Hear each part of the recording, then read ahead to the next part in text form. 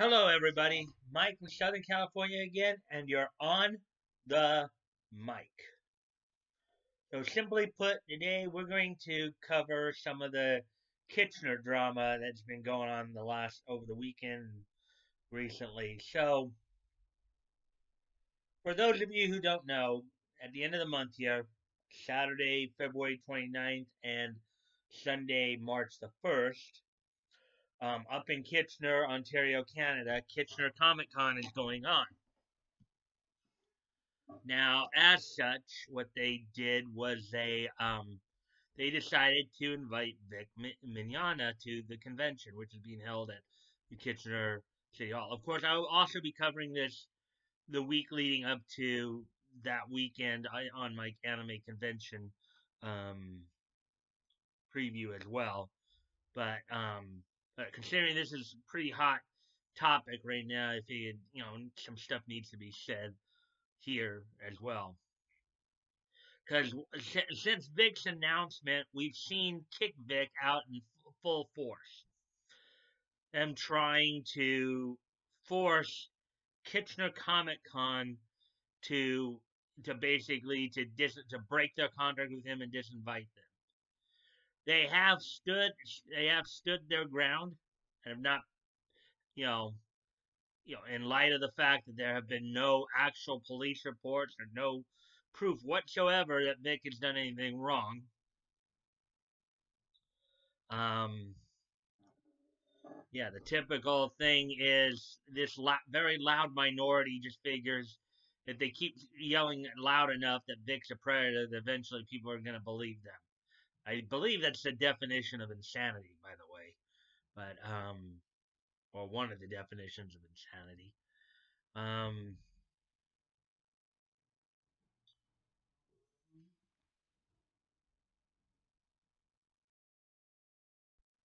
so as I was saying there, Kick Vic has been out in full force trying to get them to disinvite Vic, trying to get them to break their contract with him.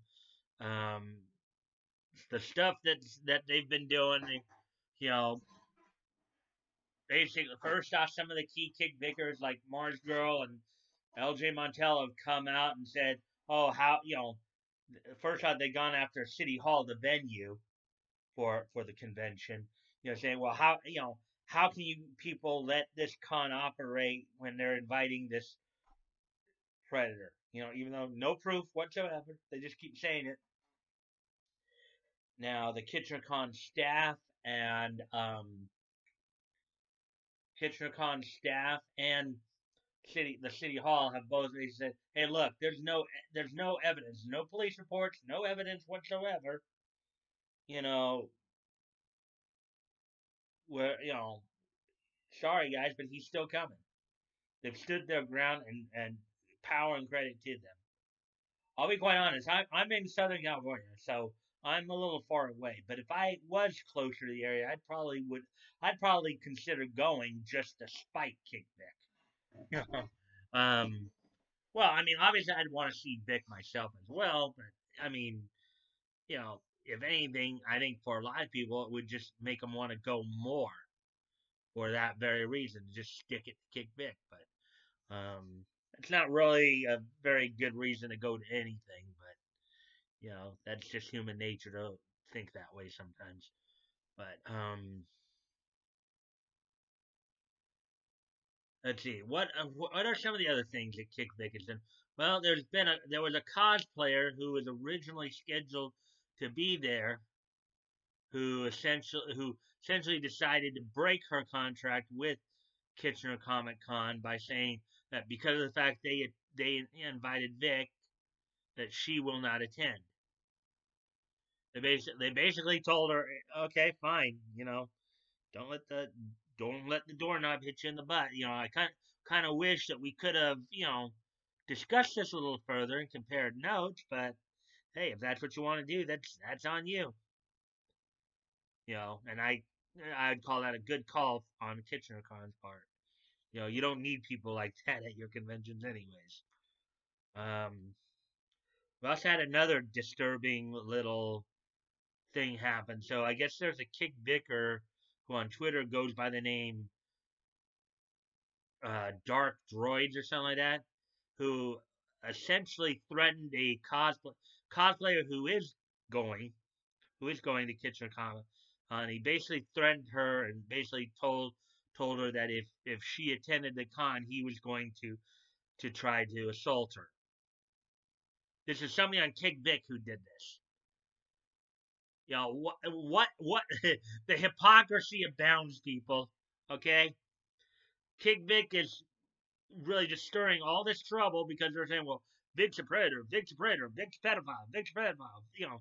This, that, and the next thing, and then one of their own threatens to rape somebody for going to a con that invited Vic.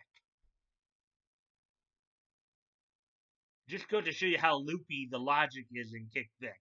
That's on par with Amanda Wynn Lee sitting there wishing somebody gets raped. Okay, truly on par with that. You know,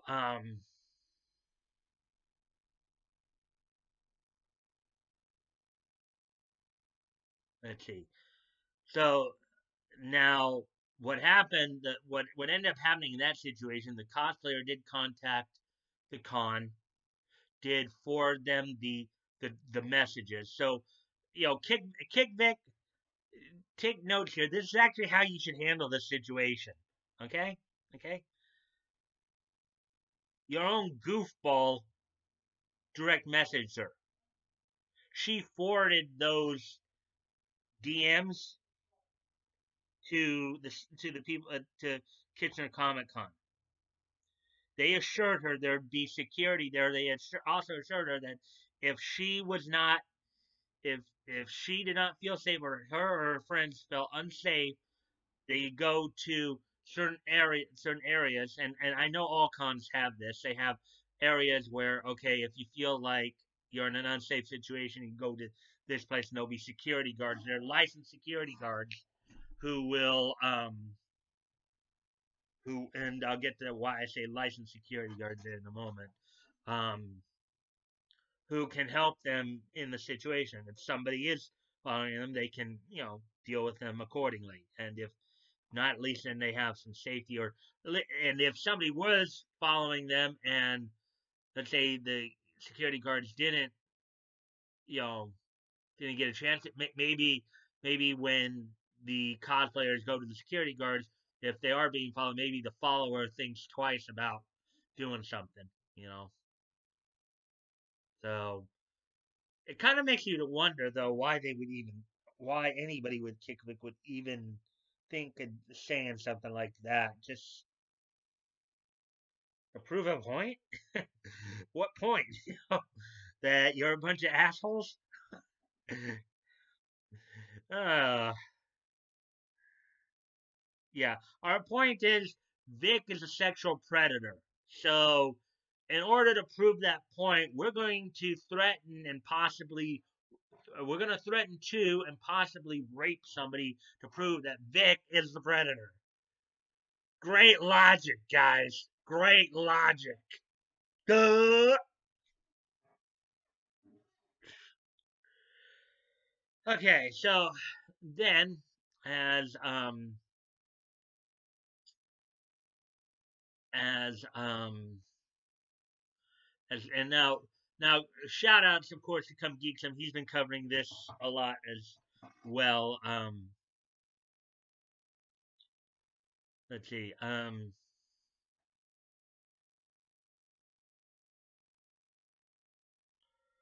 So shout outs to Come Geek Some. Um Now, one of the other things that he just more or less, so a couple other things happened as well that Come Geek Some reported on, that he got some information from Crumbion. That's her name on Twitter. She's somebody who actually works with Kitchener Comic Con. Um, so one thing that apparently happened is Kick Vic got some of their people, I guess, suggested to some of their people to volunteer at the con, so as to possibly just stir up trouble. to sit there and just kind of stir the pot. You know, try to force the management to comply with what they wanted. Management ownership would not, obviously is not going to have any of it. Okay. Um, and also, and then what we also found out is apparently there's been somebody from Kick Vic who is going on, who at one point had their Twitter page in such a way that they were falsely claiming to be somebody from another con called YetiCon, and they were basically spouting all this stuff and attacking this con, basically saying that from another con, that they were making out like they were representing YetiCon, to the point to where YetiCon, even once they found out what was going on, had to come out and say, no, we're not operating this account. We don't know what this guy's talking about. And and then in some of the following tweets and stuff like that, messages, they indicated that they were going to contact this person and basically ask them not to do this, because they are not, and I believe they've done so, and hopefully, but basically it just goes to show you just how desperate Kick Vic seems to be wanting to win this narrative war. Vic is still going through appeals. Appeals are some, and even though Ty was able to get the extension to be able to file his briefs, which when I understand the deadline now is a week from tomorrow, on the 18th.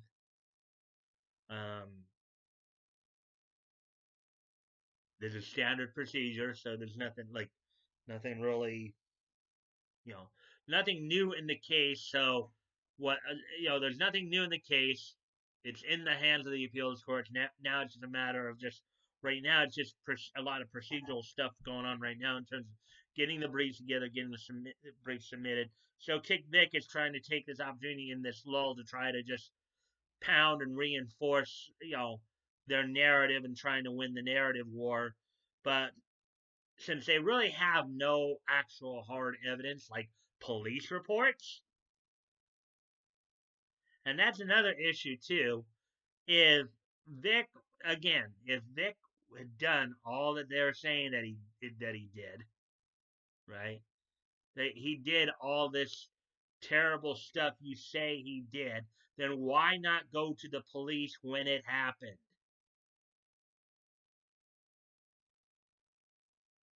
Why not go to the police when it happened?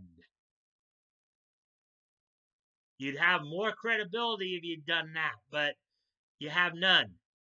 Absolutely none.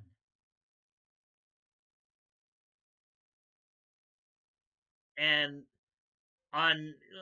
just to play devil's advocate here, let's just say he did do that and you didn't go to the police. Let's just, in playing devil's advocate here, let's just say for a moment he did everything you said. That actually makes you all guilty of a crime too. It's called an accessory after the fact. You're an accessory to a crime after the fact because you chose not to. If you're claiming that you witnessed a crime happening and said nothing, that makes you a criminal. It doesn't just make you a liar. It makes you a if it actually did happen, it makes you a criminal. Okay? You're what they call an accessory after the fact. So your whole narrative just blows up in your face anytime. I mean, cons are starting to ignore you because I think they all finally realize this is just baloney. Vic is still getting invited to cons. I don't know if he's getting a lot of studio work or not. I kind of meant to ask him when I saw him but it didn't even cross my mind when I actually saw him. But and I understand if he wouldn't have been able to tell me either way, because he could have been under an NDA. And when you're under an NDA, you cannot acknowledge anything. You can't even acknowledge the fact of whether or not you're working. That's how far NDAs go. You can't even say, it's not just simply the fact that, you can't just say whether or not you're working on a project, but I think in some cases they can't even say that they are working, period. So, you know, um, but yeah, so with all that, as I said, you know, the more you scream, the more you fail. That's what it's coming down to. Cons are ignoring you. I have a feeling in the end, the appeals court will choose to move the case forward. In other words, Jamie, Monica, Ron, and Funimation will be back in the system more than likely. Will be back in the case more than likely. Funimation is failing because they're losing subscribers. It's not just because of what's been going on with Vic, but some of the other shady stuff we've seen too. We haven't heard much from Monica. Ron and Jamie have been like speaking out quite a bit lately. Ron's been, trying to, really pump himself up via Nick, and that's really going well for him, from what I understand. So, um, but yeah, but basically, for all of you who've been watching Come Geek Some, mine, and maybe a few others, coverage of Kitchener Comic Con, let it be known, let it be shown that the best way to handle these people is just to stand up to them, because they're nothing more than bullies. They're nothing more. Kick Vic is nothing more than a bunch of bully terrorists. Okay? And what they are doing is terrorism. Okay? And should probably be treated accordingly. Okay? So, with that, moving on now. I've said enough of it. Has, spoken quite a bit about that. So let's move on to maybe somewhat of a nicer, happier topic. This day in niche history. So, first off, on this date in 1950, the 15th edition of Gangbusters from National Comics Publications Incorporated went on newsstands on this date in 1950. National Comics Publications was basically the forerunner to DC Comics. It's what DC Comics came from, or one of the companies that DC Comics came from. But on this date, issue number 15 of Gangbusters went on sale, went on newsstands. Gangbusters was basically a kind of a crime story, crime noir anthology series that was popular in the 50s, dealing with a lot of stories of organized crime.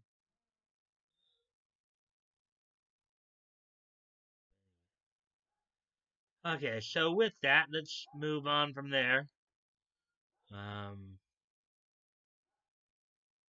Okay, on this date in 1990, All Japan Pro Wrestling and New Japan put on a joint event at the Tokyo Dome, which drew 63,000 fans.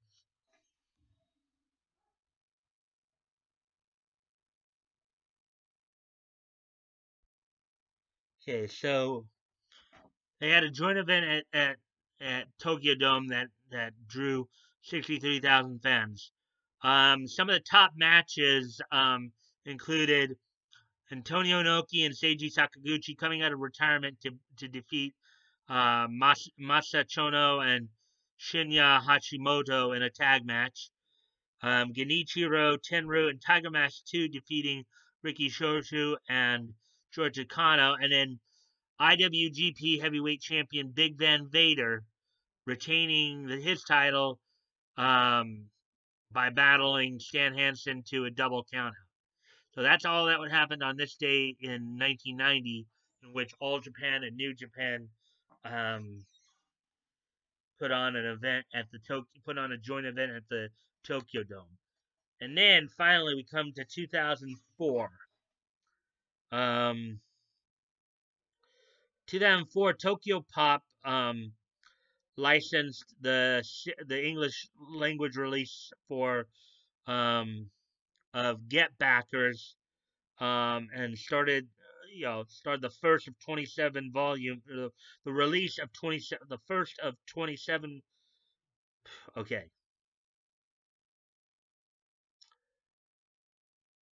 on this date in 2004, Tokyo Pop released the first of 27 volumes of Get Backers, the animated series. It went from February 10th, 2004 to December 2nd, 2008. So that's what happened on this date in 2004. So with that being said,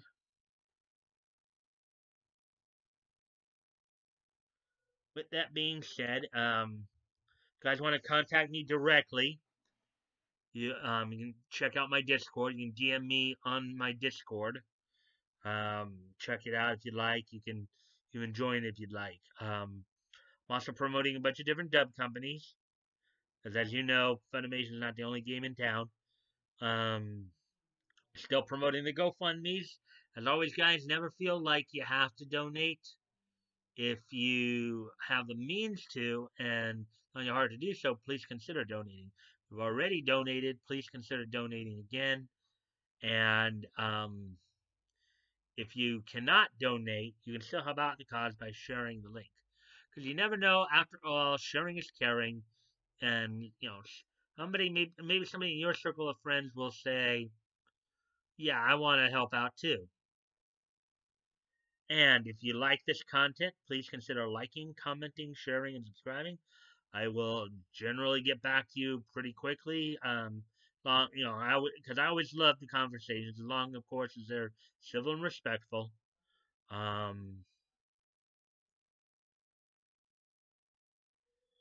with that, I will see you guys tomorrow. Bye.